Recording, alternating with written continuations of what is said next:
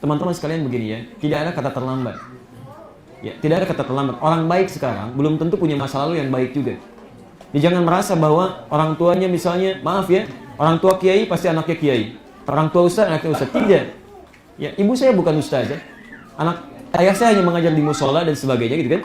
Jadi yang perlu Anda lakukan adalah Anda keluarkan di dalam Quran, dalam hadis, petunjuk-petunjuk itu insya Allah Allah berikan.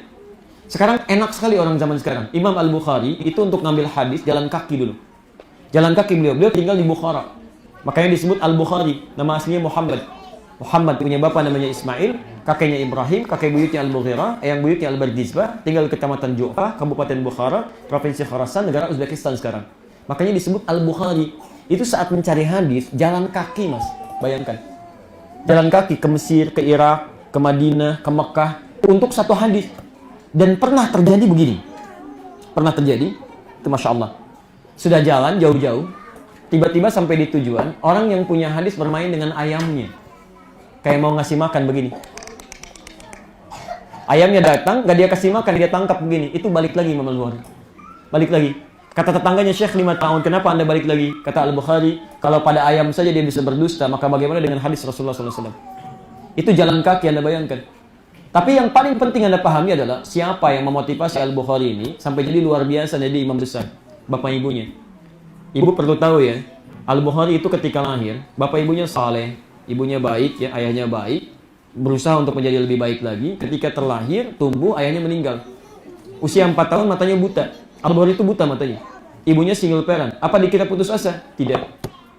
Ibunya terus berdoa kepada Allah, mengerjakan kebaikan-kebaikan, minta supaya anaknya jadikan baik. Kemudian diikhtiarkan, mulai berubah. Disekolahkan, kemudian di sekolah Quran. Anak 4 tahun dibawa sekolah Quran. Dibimbing oleh khadimnya. Nyampe ke tempat dia belajar, terjadi satu keajaiban. Matanya nggak bisa lihat, tapi mata hatinya tajam sekali. Ingatannya kuat. Begitu dibacakan surat Qaf. Ya, Qaf, surah ke-50.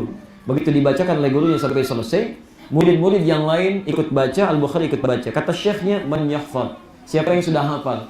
Al-Bukhari langsung angkat tangan di antara sekian murid yang ada. Kata beliau, ya Syekh, hafidtu ala dhahri qalbi. Saya sudah hafal dalam kepala saya. Teman-teman yang lain usia 6 tahun, 7 tahun, bisa melihat belum hafal. Al-Bukhari hafal. Kata syekhnya, taqaddam ya bunay, maju sini. Iqra, baca. Ketika dibacakan bukan cuma hafal, makhrajnya, sifat hurufnya, Masya Allah, sangat bagus sekali. Kata syekhnya, minal an tadrusul hadis. Mulai sekarang Ananda mesti belajar hadis. Apa yang terjadi? Bukhari senang, pulang ke rumah. Tiba-tiba di rumahnya cerita sama ibunya. Ya amati, begini. Ma, tadi begini. Kata ibunya, alhamdulillah. Kan? Kata anaknya yang buta ini, kata Al-Bukhari, ma, ana uridul hadis. Mulai sekarang saya ingin belajar hadis. Kata ibunya, ya bunayya iktafi bil Quran. Kamu cukup penuh dengan Quran. Nanti takutnya capek, kamu punya keterbatasan. Kata anaknya, la uridul hadis. Tidak. Saya yakin dengan syekh saya pengen belajar hadis. Karena syekhnya mengatakan demikian, yakin karena Quran itu mudah, dimudahkan oleh Allah. Disebut 4 kali, Quran surah 54, ayat 17, ayat 22, ayat 32, ayat 40. Walaqad yassarna al-Qur'ana lidzikri fahal min mudzakir. Quran itu telah saya mudahkan. Kalau hadis tidak ada jaminan. Makanya kata gurunya, ini anak gampang belajar Quran, mendingan dipakai belajar hadis sekarang. Mendengar perkataan itu, tiba-tiba Al-Bukhari langsung meraba jalan meninggalkan ibunya menuju kamarnya. Ibunya melihat itu bersedih, masuk ke kamarnya, ke mihrabnya, ini poinnya. Di situ berdoa kepada Allah.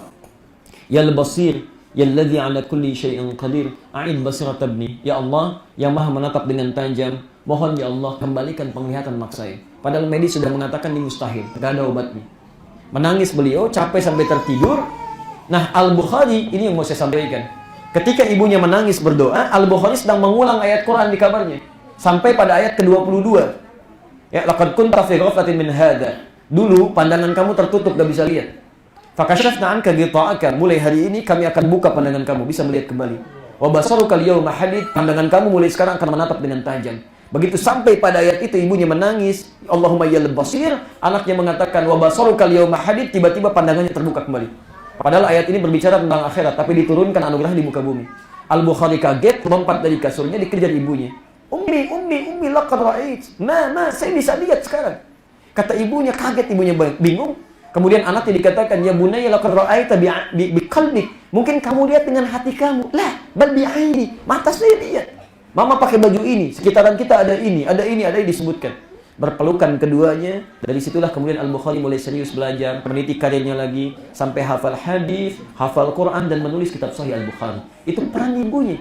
Single parent, keadaan sendirian, anak mata buta, nggak pernah putus asa. Dia mulai dan jadi, gitu kan.